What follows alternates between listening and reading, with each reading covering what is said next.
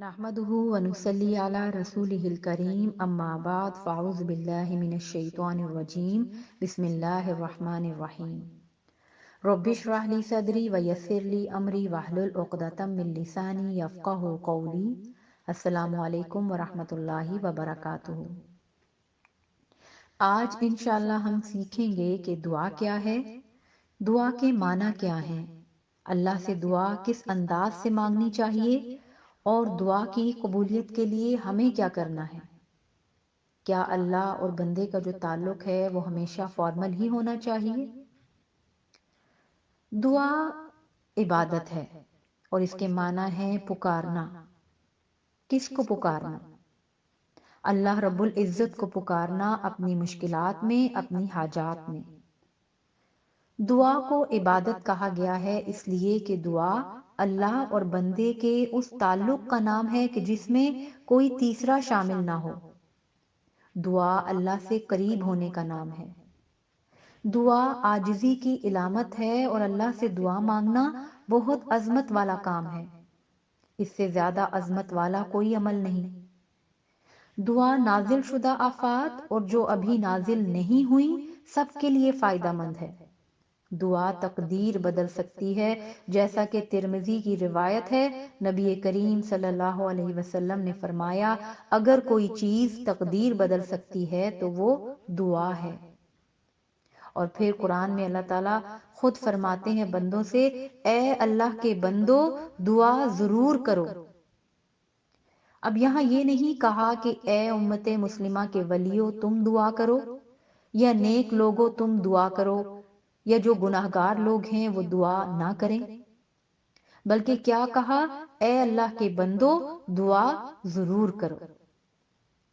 और दुआ करने वाले को अल्लाह कभी महरूम नहीं रखते।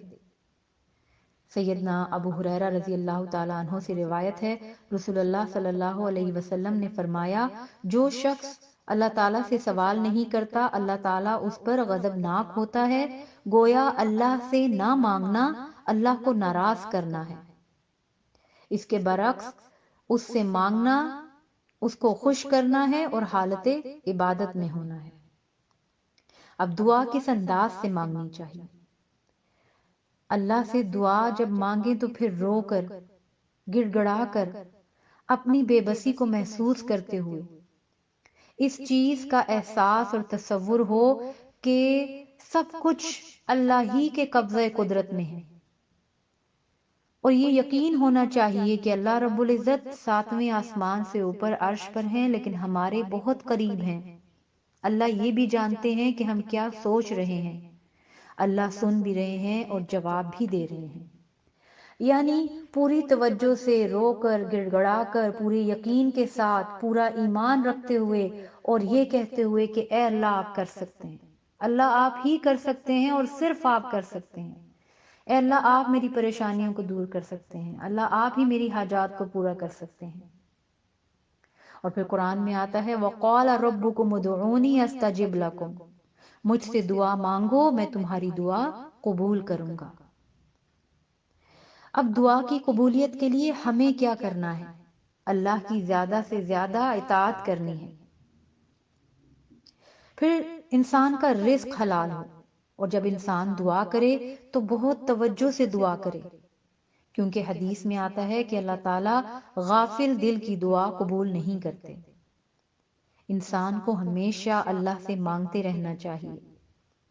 और किस चीज से बचना है कि बाज़ औक़ात ऐसा होता है कि हमारी दुआएं कबूल नहीं होती, तो फिर ये हरगिज नहीं कहना चाहिए कि मेरी तो दुआएं ही कबूल नहीं होती, अल्लाह मेरी दुआएं तो सुनते ही नहीं, मेरी तो दुआओं में ही असर नहीं।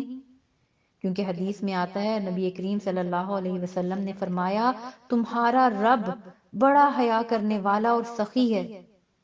जब बंदा अल्लाह के हुजूर हाथ उठाता है तो उन्हें खाली लौटाते हुए उसे शर्म आती है। यानी अल्लाह जो मालिकुल मुल्क है, तमाम खजाने उसके हाथ में हैं, वलिल्लाहि खज़ाइनुस समावाति वल अर्ज़। तो फिर ऐसा नहीं कि इंसान की दुआ कबूल ना हो तो खुदा न ख्वास्ता अल्लाह देने पर कादिर नहीं।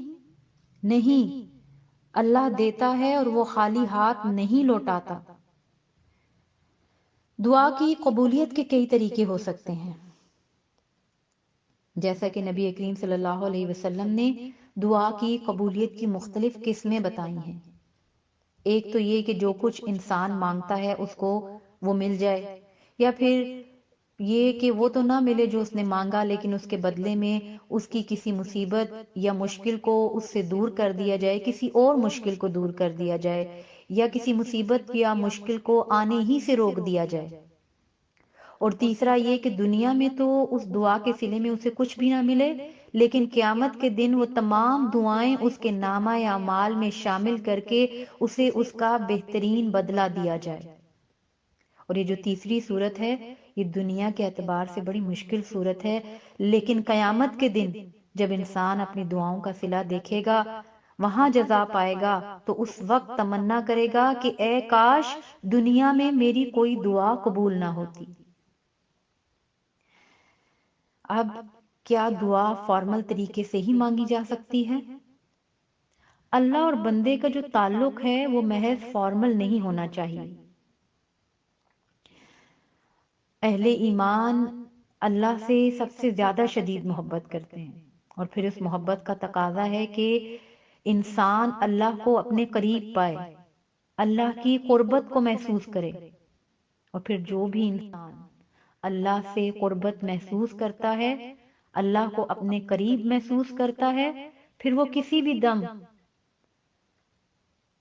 اس کو اللہ کو پکارنے میں کوئی شرم محسوس نہیں ہوتی، کسی حال میں بھی اللہ کو پکارنے میں اس کو کوئی شرم محسوس نہیں ہوتی۔ وہ دل ہی دل میں پکارتا ہے، وہ آہستہ آواز میں سرگوشیوں میں پکارتا ہے، بلند آواز میں پکارتا ہے، دن میں پکارتا ہے، رات میں پکارتا ہے، وہ کسی بھی زبان میں پکارتا ہے جس کے الفاظ اس کے لیے آسان ہوں۔ پھر ضروری نہیں کہ کسی خاص قسم کی فارمیلٹی ہی ہو تو تب ہی اللہ کو پکارا جائے یا دعا کی جائے۔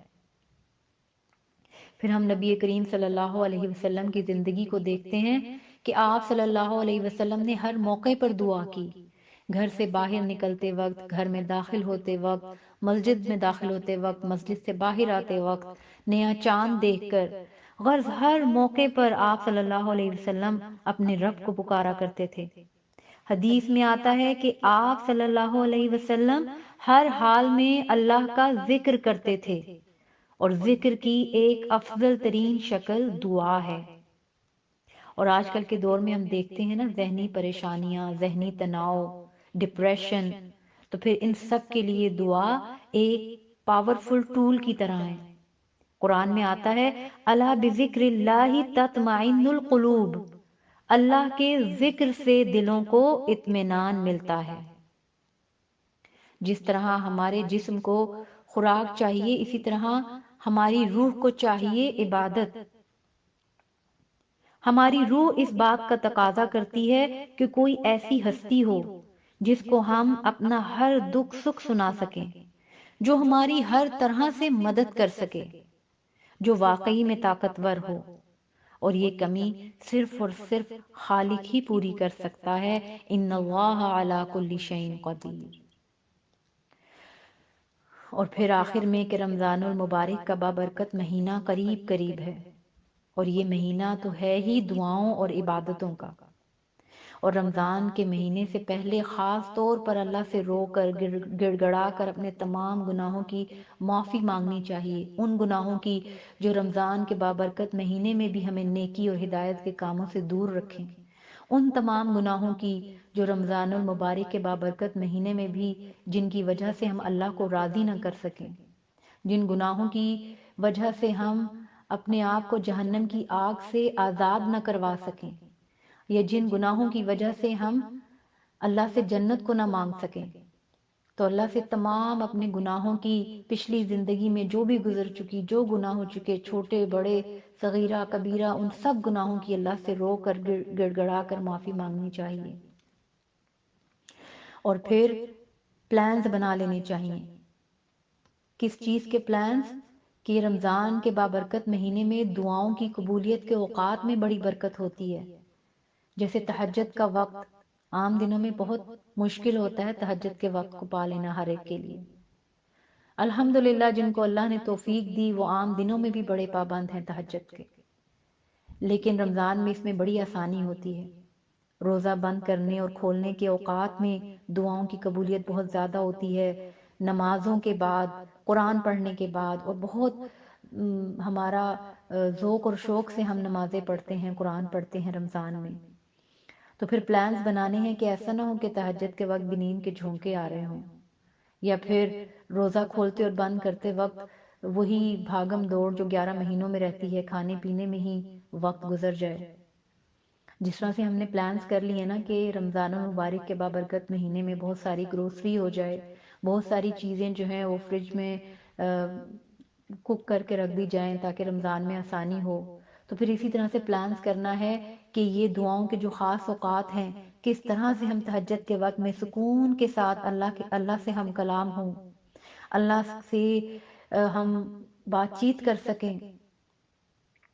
تو پھر یہ پہلے سے پلانز کرنے پڑیں گے، اور کیا کیا چیزیں ہم نے رمضان میں اسپیشل ہم نے کیا کرنا ہے، کیا چیزیں ہم نے سیکھنی ہیں، اپنے گھر والوں کے لیے کیا کرنا ہے۔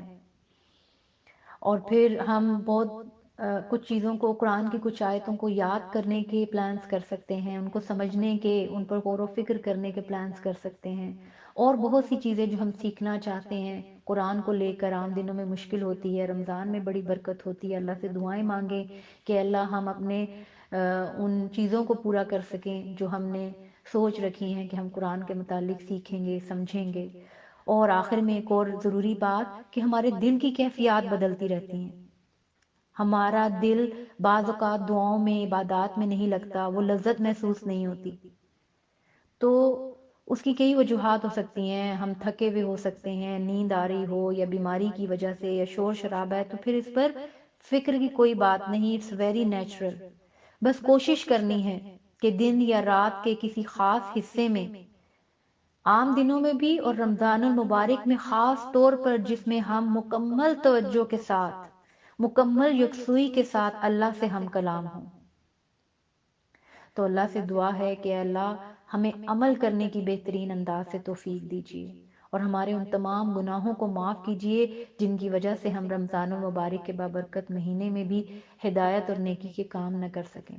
اور ہمارے لیے اے اللہ قرآن کو پڑھنا، سمجھنا، اس کو یاد کرنا، اس پر غور و فکر کرنا، اس پر عمل کرنا، اسے دوسروں تک پہنچانا آسان کیجیے۔ جو بھی اچھی بات تھی وہ اللہ کی ہدایت اور اس کی رحمت سے ممکن ہوئی، اللہ اس پر اپنا بہترین شکر ادا کرنے کی توفیق دے۔ اور جو بھی کمی بیشی کوتاہی تھی وہ میری اپنی ہی ذات کی کمی بیشی کوتاہی کی وجہ سے تھی، اللہ تعالیٰ اس پر معافی والے بہترین معاملے فرما دے، اور اللہ ہم سے دونوں جہانوں میں راضی ہوں، اور ہمارے ساتھ دونوں جہانوں میں آسانیوں اور رحم والے بہترین معاملے فرمائے۔ آمین ثم آمین، وآخر دعوانا ان الحمد للہ رب العالمین۔